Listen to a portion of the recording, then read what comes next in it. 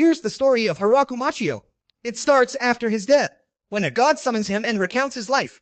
39 years of hardship, sorrow, and betrayal, ending in collapse from a terminal illness, with no respite, only regrets. That's why he offers a second chance, leaving him puzzled. God says he'll grant a healthy body, no illness. Yes, guys, immune to bug 19. At the same time, it will fill him with great vitality, and then he confesses to him that the fact he lived such a cruel life is his mistake, so he should consider this new life as an apology for it. Hearing this, Goody Hiraku says, "Fine, easy." Then the god asks him if he has any specific request, to which he mentions that he wants to try farming in the new world. There, the god says it's another jurisdiction, so he pulls out his newest phone to see who's in charge. Yes, a totally invisible Yamaha model. After a quick call and chat, he wins the farming god's approval at last. The god gives our hero a legendary, one-of-a-kind, all-powerful farm tool. Once his request is met, God teleports him. Waking up in the new world, we see that he is in a forest, surprised that he can move his body as if it were nothing. I mean, it's not hard, unlike when he was ill in his old world. For the record, he lay in bed for years and was castrated.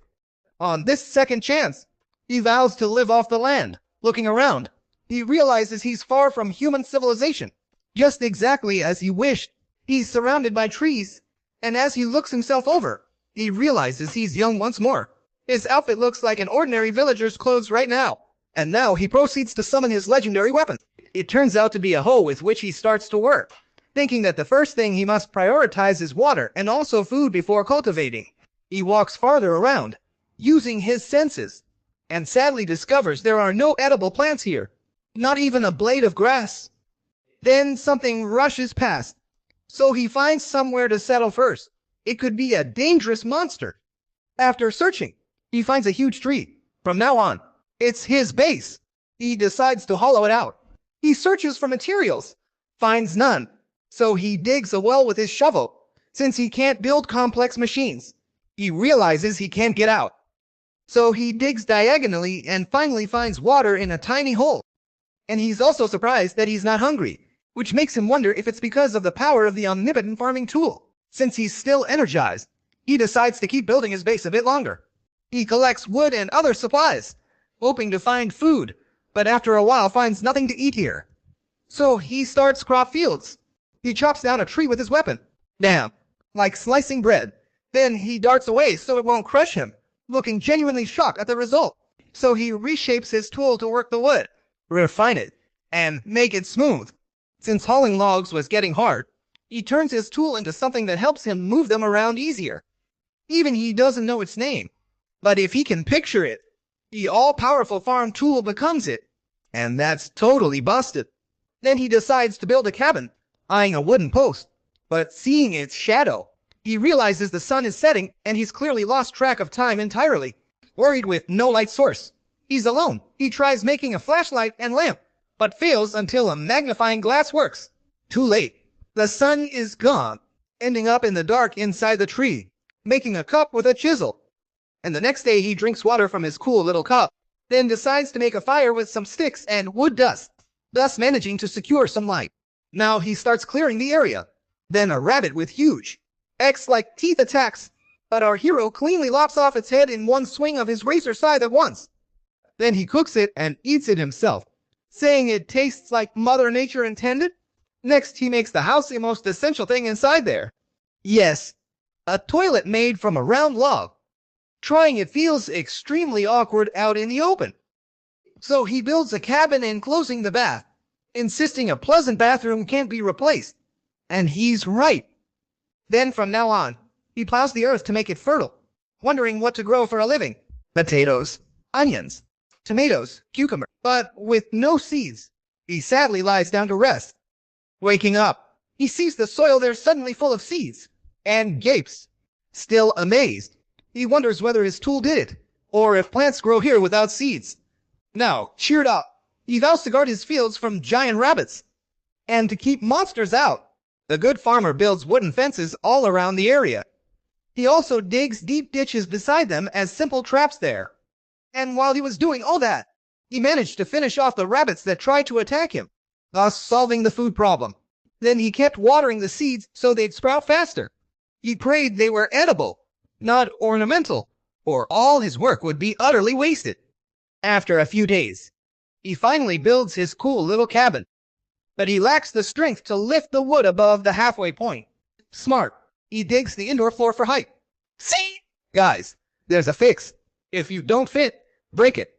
Then he watches crops grow, inspiring him more and helping him enjoy each day. But while clearing, he spots supposedly injured dogs that look like a dog-wolf mix nearby at first. So our Hiraku feeds them a little bit of wild boar meat that he killed when this monster tried to jump his fences. Noticing the female seems to be pregnant. Suddenly she's in pain from the pregnancy, so she'll likely deliver soon. Any minute now. That alarms our hero. He brings her to his cabin, wondering what to do. Unable to choose, he keeps watching his tree all night, then falls asleep. Next day, there he sees one dog has already birthed 4 puppies. As a reward, he gives them both the best cut of boar, seeing they're quite comfortable here already. And since the hut's basically the puppies' now, he builds himself a new, improved one, bigger too. Then he tends his crops, noticing the tomatoes are huge. If left alone, by now they'd surely have become shrubs. While he harvests and farms, the wolf dogs patrol nearby all day long and hunt rabbits for him. Since they help so much, he names them Kuro and Yuki. At the same time, he gives them a fresh tomato as a reward. Now we move to another panel where God wonders how our protagonist is doing. He watches him, then realizes he made another mistake. This idiot sent him to Death Forest. Special level. S-rank monsters live there. Crazy strong, yes. So if he comes back as a soul, he hopes his apologies accepted again. 2. What a great God. He even already rushes Hiraku's growth art. He says his sacred weapon grows whatever he imagines while using it right then, producing potatoes, onions, spinach, and cabbage. And then we see him asking for soybean sprouts while he waits and watches. And afterward, he is surprised that it appears faster than normal, and he knows it's thanks to the most powerful weapon in the galaxy. Yet, guys, his mighty farm tool here, and feeling better about his new life, he decides to make statues of the gods as a way of showing gratitude. We watch his civilization grow, planting more trees steadily. So he even plays with his dogs, though as a pack they could level a whole city. He just casually tosses them a wooden disc. When he pets them, he sees they've got a horn. Just one. Unlike the 2 your ex gave you, others line up to play with our hero. So he decides to explore past the forest with his pets. Then he finds a river to use as water, planning to dig a channel so it can flow all the way home. It'll take long, but he's upbeat. He'll work step by step, tackling priorities first. Yes, a bathroom right near the lake. Only now a crucial question hits me.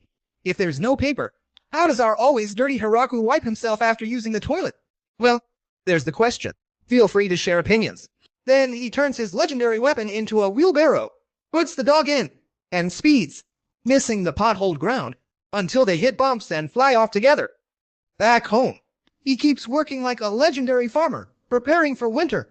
He plans to use giant rabbit hides as a warm coat. It doesn't work. It reeks. And I'm being kind. This thing smelled like a rotting corpse. Then the dogs lead him to a giant spider right there. Seeing it, Hiraku mistakes it for a giant black cushion, saying it's called Sabuton in Japan. But then she surprises him with her great skills as a seamstress, thus making a cloth with a seal included. Yes, the little spider reigns. After that display, he takes her in and names her Zabuton. Luckily, she can weave cloth and also sew clothes from dead animals' hides. She even makes blankets and curtains to help them endure the winter cold. Hiraku feels grateful, so he feeds her and finds the spider loves potatoes. Then even hires her for guard duty. Look at that little scrap of wood he's got. With it, Zabuton can warn him what's coming to the village. Meanwhile, in his cabin, he reflects.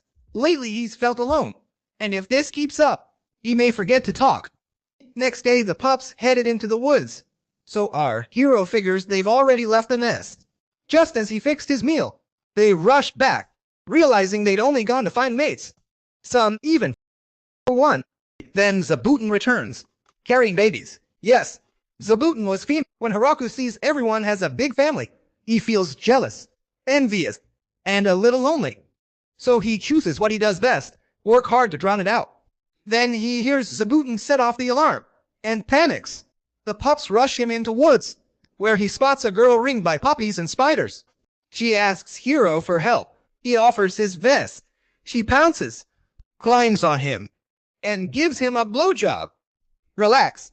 I mean the neck blood. Realizing she's a vampire, the pups wouldn't let that just go unpunished, much less let her do whatever she wants with their protagonist. So they attack her as a pack with a great combo of moves and kicks, leaving her badly beaten up. She shrinks back to her original size. As before, Hiraku asks if she's his enemy. Yeah, he's such a troll. She says she never meant to hurt him. She blames the dogs for weakening her today. They all still glare, intimidating her. By the way, she's Lucy, the vampire. And so our hard worker encourages her to suck more of his blood so she can recover.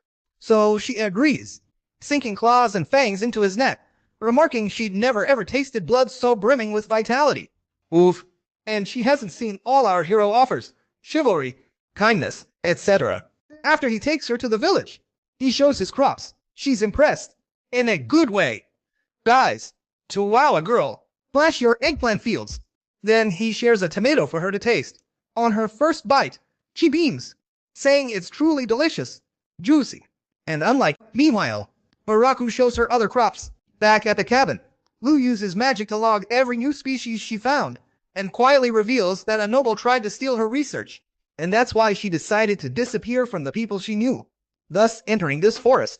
Then he asks her how long it will take to inspect all of this. But suddenly he changes his mind, and instead makes a really weird request. She moves in with him. This only confuses the vampire, so Hiraku explains he just wants her to live with him in this forest. Lou blushes and says people are chasing her, even now, still. But our lovey hero doesn't care. Yeah, he's a real womanizer indeed. He also tells her he came to live far from the city, but being alone here is hard, and he can't last much longer. The vampire agrees, but still says it's a very sudden proposal. So our flashy friend says it's only because he's lonely here and figured it'd be nice to have a roommate around too. That does annoy the vampire, since he is practically asking her to be his neighbor or sister. She scolds him. When he asked her to move in, she assumed marriage, couplehood, sex, you know? Hiraku is embarrassed, but at once, the conqueror. He says it's exactly what he wants and begs her. She blushes, then yields and agrees. Our farmer runs to hug her. Yeah, guys, Hiraku and his vampire start a quest to grow his domain and become history's greatest farmer ever. First, they start building their civilization. A new day, our hero wakes up, and Lou lights Hiraku's stylish bathroom with magic for him now. And while they were eating, she asks him why he doesn't use salt, to which he replies that he hasn't found any yet. But the vampire, glaring tensely, shows him he literally dug up salt on his face. Just dissolve it. Boil it, and you've got salt. That bombshell stuns our hero. He could have had it sooner, but he's scatterbrained and never noticed it. That's it, guys. Survival tip. Stay informed, stay alert to your surroundings, and don't just work non-stop like Palinegri. In another scene, our couple relaxes over tea when suddenly the tiny spider rings the bell. Then we realize the dogs have trapped an angel. Yeah, total what the fuck moment. Don't ask how. But those ruthless bastards pulled it off. Hiraku helps her. She tucks wings. Magic's clean. Then the angel spots our vampire, tells her to stop resisting, and the pups attack again. Yes, poor thing. In another panel, they are talking and sharing experiences with the merciless dogs, since both had been attacked by them. Then the blonde asks about him, and Lou blushes. She calls him her husband on the spot. Totally shocking angel. Then she calls herself Tia of the Angels. Hearing that, our fool asks if she serves God. Then Lou explains that they are a race of warriors who have more muscle than brains, which obviously outrages our little blonde. But then we realize she is looking for Lou, as there is a bounty on her head, because she caused a lot of destruction in the city, to which the vampire quickly blames the annoying noble who forced her to make drugs and medicines. Hearing this, Tia tells us Lou, when annoyed, makes everything blow up and argues with the first person she sees nearby. So our hero thinks they're getting along well. Then the vampire apologizes, admits weakness. That really impresses Tia, more than he Then she says she calmed down after realizing firsthand how weak she was against demon dogs. They're still traumatized by that. Anyway, she invites her to live in their so-called village. Still quite surprising Hiraku. He immediately shows her his crops and veggies, surprising her to her delight, little by little.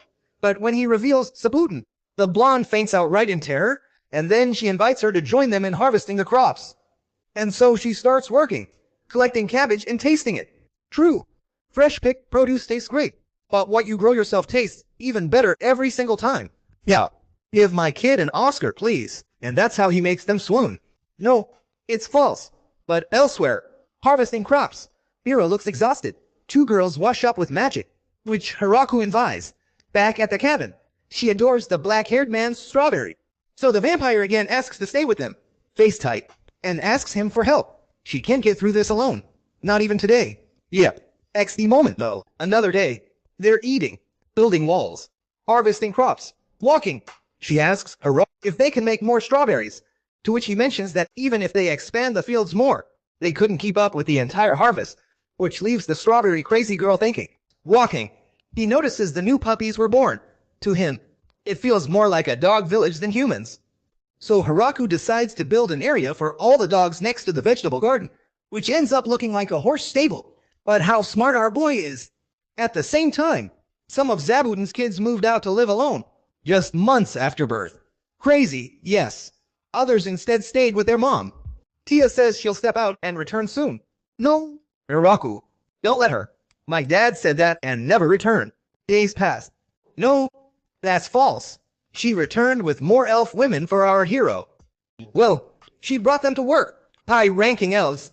Not just any elves. They all introduce themselves by name. Everyone starts with La, since they're related in family. So Anne says she brought them to live here, leaving our hero thinking, more crops, less work, women. What's wrong? To which Tia tells him the girl's sad story. The war with the humans destroyed their home many years ago. So their race scattered throughout the world, and since then they have been surviving in hardcore mode, looking for a place to settle. Which now leaves our black-haired protagonist even more worried and thoughtful. But upon hearing their ages, we realize that the youngest is 300 years old, and the oldest is 400. So generous. Gallant Hiraku accepts them. When the vampire shows wolves and spider, the elf girls obviously faint there. Both races are feared, yet she still showed them anyway to everyone, and clearly deserves the title of the least abusive. So that's when the real work began right away, building them a big house, bathroom included, and all. We see our hero chop wood with immense strength, proving why he's this village's patriarch today. So they finish the elf's house, bigger and prettier than our dark-haired guys. He's clearly jealous, but happily so. Even I envied how sleek their mansion looked. Then an elf says they use fire and eat meat. Wait, what? Yeah. The hero was shocked. He says elves are one with nature, eating plants and fruit, not meat. The elf laughs, then tensely warns him not to underestimate nature, or he'll die fast. That says it all about what they endured. And that's how they keep working and extracting minerals, while also creating a furnace to smelt them. He gets a pot, shocking our hero, who's thrilled. It helps his civilization advance. And everything was very nice, until they subtly mentioned to him that the only thing they couldn't do was sit around and reproduce. Hearing that, Hiraku says they already handled one, while the other elf women eye still him eager to breed more kinfolk. Next panel, they're working, and even want to make flour and bread from it. Yep, these girls never stop working. Hearing this makes Hiro happy. After a long process, when it's ready, we see him eating bread on a stick, while she asks Lute if she knows who this forest belongs to which she replies that it belongs to no one, but the area is under the control of the Demon King. This scares our black-haired guy, but she reassures him if he built it alone, without any help, then the land is truly his. And as night falls, the girls talk about Hiraku, flatter him. He's amazing, tamed hell wolves, a demon spider, and even grows excellent crops, all on his own. Yes, the protagonist is such a boss that he drives them all crazy, but they also mention his lack of knowledge about the world. And returning to the aforementioned, he is making cups by hand and thinking about asking the elves for help to build the waterway. In other words, a way to get unlimited water from the river. Next panel, Zabuton and his son catch a giant queen bee, for obvious reasons. She's totally scared out of her mind. But our hero decides to build it a hut so it will make honey. Yet, he's a really true visionary. Then Ant appears, sees it, flees in fear. Uraku decides to dig a pond to begin his canal, asks Leah to help. She asks what material will work best for it. He replies he'd rather have it in stone, but stone is hard to find in this forest. And if they make it of wood, it will leak.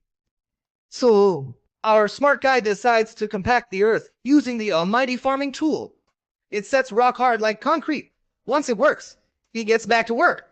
Yeah, guys, this village is non-stop. Nothing but work all day. Yes. The elves passed the dirt, and the protagonist compacted it to create a canal with foundations around it to secure them, in addition to putting a gate in the river. While the elves were taking care of this, Uraku was sealing the joints and reinforcing everything, thus managing to finish it to finally have infinite water like in Minecraft. It comes with surprises.